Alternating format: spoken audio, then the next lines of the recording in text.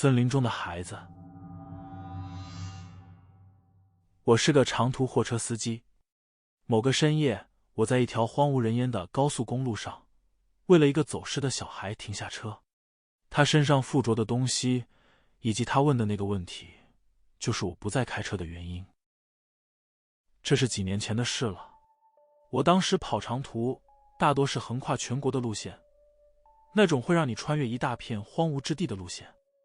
你知道那种路段，那种收音机会持续好几个小时都只有杂讯的地方，唯一的生命迹象是偶尔对向驶来的车灯，相隔数英里才有一辆。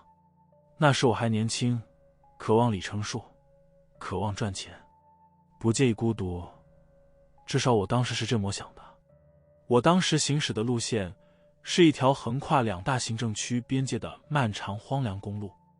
我不想透露确切地点，但你可以想象，辽阔的空地，成片的树林，除此之外什么都没有。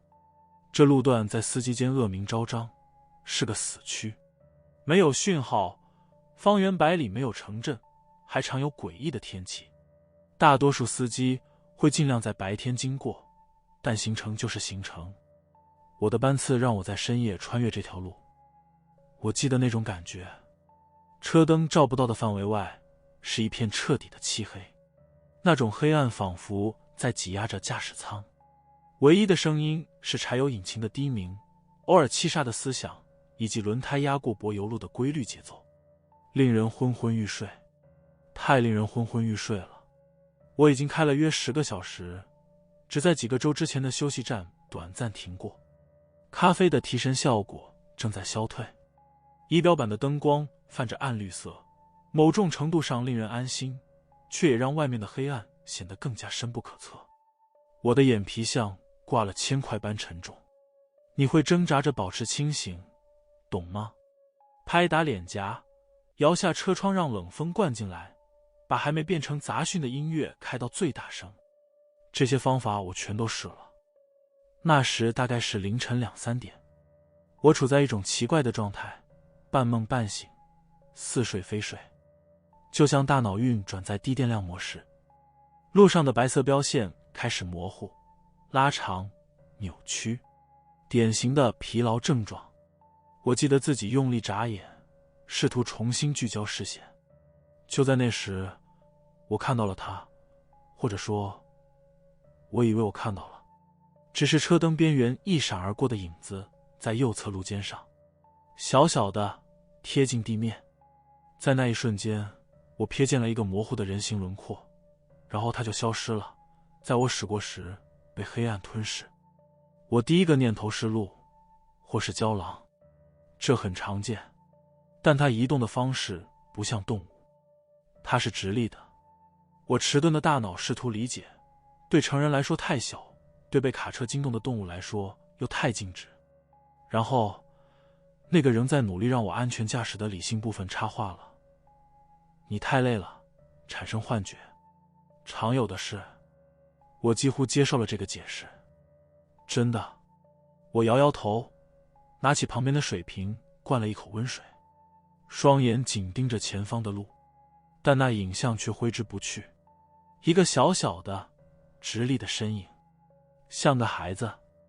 不可能，我告诉自己，这种地方，荒郊野外，3更半夜，不可能有小孩在凌晨3点独自游荡在跨区高速公路上，一定是光影的把戏，一丛灌木，或是我的眼睛在捉弄我。疲劳使我看过更诡异的东西，会跳舞的影子，长得像人形的树。当你逼近极限时，这都是工作的一部分。我又往前开了大概30秒，那个影像渐渐模糊，理智开始占据上风。不过是个幻觉罢了。这时，我习惯性地瞥了眼右侧后视镜，职业习惯，总要确认路况。刹那间，我的血液仿佛凝固了，不，更像是瞬间结成了冰渣。在那逐渐远去的红色尾灯映照下，后视镜里清晰地映出一个小小的身影。他就那样站着，就在我刚才以为看到东西的路肩上。那不是灌木丛，也不是什么影子，那东西很小，而且确确实实就站在那里，一动不动，看着我的卡车越开越远。我的心跳开始剧烈撞击着肋骨，这不是疲劳产生的幻觉，这是真的。后面有个人，或者说有什么东西在那里，而且看起来非常小。本能在我脑中尖叫，危险，不对劲，继续开。但另一个声音，我想这就是人性的声音吧。他轻声说着，是个孩子吗？独自在这种地方，要是他受伤了，迷路了，怎么办？我内心挣扎了几秒，却像过了几个世纪那么长。后视镜里的身影越来越小，越来越模糊。如果现在不停车，他很快就会再次消失在黑暗中。天啊，要真是孩子的话。最终，我违背了理智的判断，压制住了踩油门逃走的冲动，做出了决定。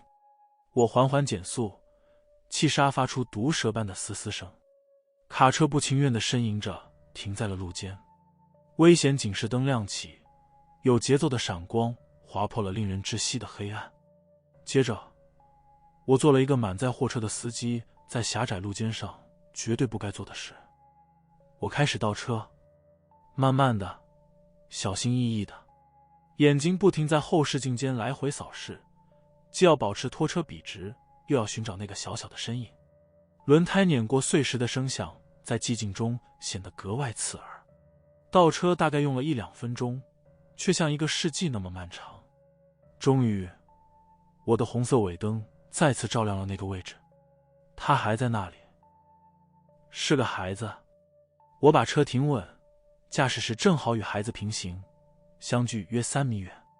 我打开远光灯，想看清些，同时也确保自己看起来就是辆普通卡车，不是什么别的东西。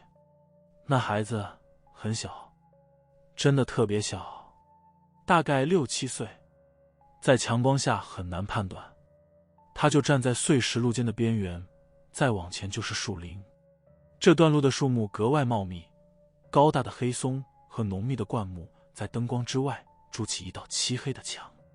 孩子并没有看我，他面朝与公路平行的方向，就那么走着，很慢，像是在散步，对身旁这台轰鸣作响、灯光刺眼的18轮大货车浑然不觉。他穿着像是睡衣的衣物，单薄的浅色睡衣，在这寒冷的夜里，没有外套，也没穿鞋，至少我没看见。我的大脑一片混乱，这太不对劲了，方方面面都不对劲。我熄了火，突如其来的寂静几乎震耳欲聋，放大了一切声响，蟋蟀的鸣叫，树林里枝叶的沙沙声，驾驶室里明明感觉不到半点风。我的心仍在狂跳，恐惧、肾上腺素和逐渐觉醒的责任感奇怪地交织在一起。我摇下车窗，湿冷的夜风夹杂着松木和泥土的气息扑面而来。喂，小朋友，我喊道，声音沙哑的在寂静中显得格外刺耳。没有回应，那个小小的身影依旧保持着先前的步调，光着脚丫不紧不慢地走着，仿佛永远走不出这片黑暗。他微微低着头，让我看不清面容。小朋友，你没事吧？我又喊了一声，这次提高了音量。那个孩子终于停住了，动作迟缓得令人心焦。他没有完全转头，只是略微偏了偏脑袋，让我在车灯余光中瞥见一抹苍白的脸颊。依然没有看向我，依然对身旁这个庞然大物视若无睹。一阵异样的寒意顺着我的脊梁爬上来，这不是普通的紧张感，而是一种更阴冷、更深入骨髓的恐惧。动物可能会行为反常，但孩子呢？迷路的孩子应该害怕，应该惊慌才对。可眼前这个毫无反应。你怎么一个人在这儿？我尽量让声音保持平静友善，就像对待受惊的孩子该做的那样。尽管这个孩子看起来丝毫不像受了惊吓。现在可是半夜啊，我说。回答我的只有沉默，唯有他光着的小脚踩在碎石上发出轻微的沙沙声，一步又一步，仿佛我的存在不过是无关紧要的背景杂音。太不对劲了，我内心的警铃大作，右手悬在档杆上方，有个声音催促我立刻挂档逃离。但看着这个形单影只，可能已经吓呆的幼小身影，我真的能一走了之吗？你父母呢？我追问道，声音不自觉地尖锐起来。你是不是迷路了？终于，那个孩子完全停下了脚步，他的头又转过来一些，却依然没有直视驾驶室，而是望向卡车前方刺眼的车灯。这下我能稍微看清他的脸了，苍白的像瓷娃娃，在强光下模糊不清，只有2个可能是眼睛的黑色小点，没有表情，一丝一毫都没有，既不害怕，也不悲伤，更无欣喜，就像一张白纸。接着，一个声音响起，细小单薄，如同枯叶摩挲的沙沙声。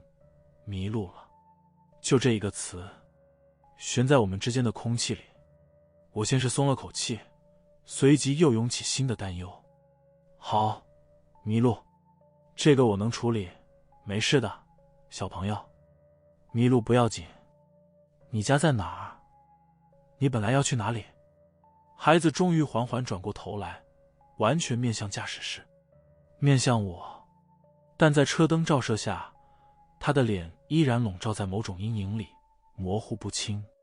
可我能感觉到他的目光，不像普通孩子的眼神，那视线带着某种重量，某种与娇小身形极不相称的压迫感，令人毛骨悚然。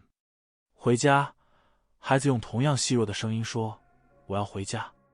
对，回家。你家在哪儿？我向前倾身，尽量让语气显得可靠。在这附近吗？你是从露营地还是车里走丢的？其实我知道，方圆数英里根本没有露营地，路边也没有抛锚的车辆。孩子没有直接回答我的问题，他又向前迈了一小步，接着又是一步。我的手紧张地搭在门把上，随时准备开门。可开门之后呢？让他搭车，还是给他庇护？我自己也不确定。外面很冷，我说着显而易见的事实。你应该上车，我们可以让你暖和暖和，等开到有信号的地方，我就能叫人来帮忙。我的车在对讲机里只有杂音，手机也已经显示无讯号1个小时了。孩子在距离副驾驶门5英尺的地方停下，依然穿着那身单薄的浅色睡衣，赤脚踩在尖锐的沙石上。按理说他应该冷得发抖，或者害怕地哭起来，但他两者都没有。你能帮帮我吗？孩子问道，声音依然细小，但语调有了微妙的变化，不再那么平板，而是带着一丝什么，也许是恳求。当然，我当然能帮你。我说，这就是我停车的原因。你的父母在哪？你是怎么到这儿来的？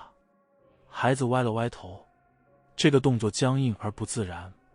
他们在等，在家里。好吧，那你家在哪里？哪个方向？我对着空荡荡的高速公路上下比划了一下。孩子没有指向公路，他做了一个细微的动作，轻轻点了点头，朝向路边的树林，朝向高速公路旁那片深不可测的黑暗森林。在那里，孩子说，我的胃突然揪紧了，在树林里。你的家在树林里？迷路了，孩子重复道，仿佛这就解释了一切，在找路。太黑了。是啊，确实非常黑，我附和着，目光扫视着树林边缘。那里看起来就像一堵密不透风的黑墙，没有任何小径或住家的迹象，只有茂密的原始森林，那种即使在白天也会让人迷路数日的地方。你能下来吗？孩子轻声问道，帮我找找路。不远的，只是从这里我看不见。我脑海中每一个理智的声音都在尖叫着，不可以。在这种荒郊野外、漆黑一片的地方下车，跟着这个古怪的孩子进树林，不行，绝对不行。可那孩子看起来那么小，那么无助。如果哪怕只有1/1000的可能，他说的是真的，他家就在不远处，他只是真的迷路了。我觉得这不是个好主意，小朋友，我尽量让语气显得温和。晚上进树林太危险了，对我们2个都是。最好的办法是你先上车，我们开到有信号的地方，然后报警或者找护林员，他们能帮你找到家。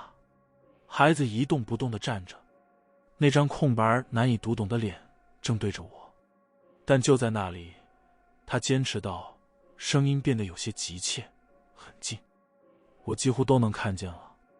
只要你下车，你车里的灯光就能照亮。我的皮肤开始发麻，这个场景有种说不出的诡异。他试图引诱我下车的语气，那种不正常的情绪缺失，那身睡衣，光着的脚，及那片树林。我仔细打量着孩子，试图穿透他脸上那层奇怪的模糊感。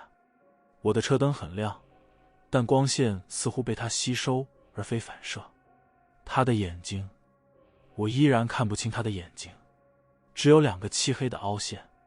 我真的认为你应该上车。我的语气变得强硬起来，车里暖和，我们可以一起想办法。孩子又向前迈了一步，几乎已经贴到了我的踏板旁。求你了，那细弱的声音再次响起。我的腿好疼，走不动了，只要你稍微帮帮我，就带到小路上就好。我内心的挣扎几乎要将我撕裂。多年跑长途养成的直觉，那些在卡车休息站听过的离奇故事积累的经验，正在疯狂拉响警报。但作为人类的本能，看到孩子落难时的那份恻隐之心仍在顽强抗争。我太累了，该死的疲惫。也许我的判断已经不清醒了，也许这一切都只是个荒谬的误会。我眯起眼睛，试图越过孩子，看向他刚才指的那片树林。那里会不会有条我没注意到的小径？树林深处是否闪烁着微光？不，什么都没有，只有一片浓稠的化不开的黑暗。就在这时，我看见了，起初并不清晰，更像是某种异常。孩子身后的黑暗里有东西在蠕动。孩子背对着树林，面向卡车站立。在他身后，森林的黑暗本该是绝对的，但那里有什么东西连接在他身上。从单薄睡衣的下摆伸出，蜿蜒没入更幽深的树影中。一开始我以为那是光线造成的错觉，是车灯在特殊角度投下的怪影，也许是拖着的绳子，被树枝勾住的衣角。我不由自主前倾身体，想要看得更清楚些。孩子仍在说话，声音低沉而执着，真的不远。求求你，帮帮我，我好冷，但我已经听不进那些话了。我的全部注意力都被那个连在他背后的东西吸引了。那不是绳子，也不是阴影，那是一条管状物，一条又长又粗的黑色管道。它仿佛直接从孩子的后腰处延伸出来，连接的天衣无缝，令人毛骨悚然。管道呈现出哑光的黑色，就像被具象化的一截黑夜，从孩子身上蜿蜒而出，大约延伸了10到15英尺，最后消失在2棵粗壮松树间的漆黑之中。它并不僵硬，反而带着一种几乎难以察觉的柔软，就像一条由阴影构成的迟缓臃肿的脐带。我的车头灯照在它上面，没有产生任何反光，它只是吞噬了所有光线。我的呼吸突然哽在喉咙里，原本就冰冷的血液此刻仿佛彻底凝固。这不只是不对劲，这是不可能的，违背自然的。孩子还在试图引诱我，你要帮帮我吗？就在那里，你已经离得很近了。当我终于找回自己的声音时，他微弱的几乎听不见。我的眼睛无法从那附属物上移开。孩子，那是什么？你背后的东西。孩子突然僵住了，不是大幅度的动作，只是那小小的身躯难以察觉地绷紧了一瞬。原本带着恳求意味歪着的脑袋突然摆正，那张空白的脸上表情似乎凝固了。什么东西？他问道，声音里突然没有了那种哀求的语调，又变回了平板的样子，更冰冷了。那个东西，我颤抖着伸出手指，从你背后伸出来的，延伸到树林里的。那是什么？孩子没有回头查看，他不需要。那双藏在阴影里的眼睛死死盯着我。没什么，他说，声音依然细小，但多了种锋利的质感，一种冷酷。你看错了，你太累了。他正在用我之前的自我安慰来对付我。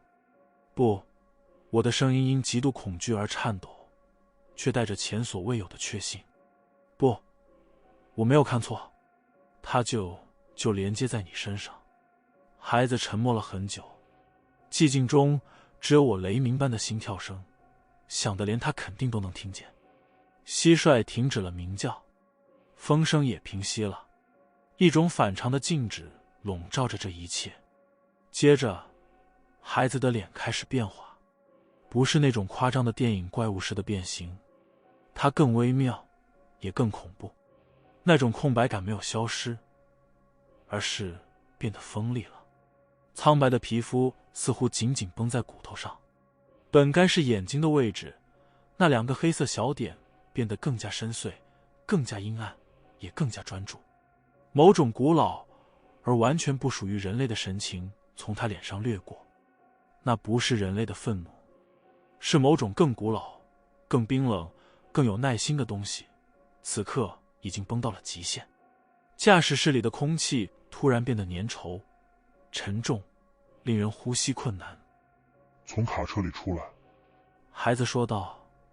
而那个声音，天啊，那个声音不再是孩子细弱的嗓音，它变得低沉、浑厚，带着一种奇怪的、令人牙酸的底音，就像石块在相互摩擦。它从那个小小的身体里发出，却庞大的不可思议，古老的不可思议。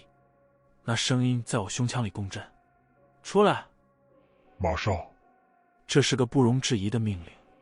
我原本悬在排档杆上的手，现在像抓住救命稻草一样紧握它，另一只手笨拙地摸索着车钥匙。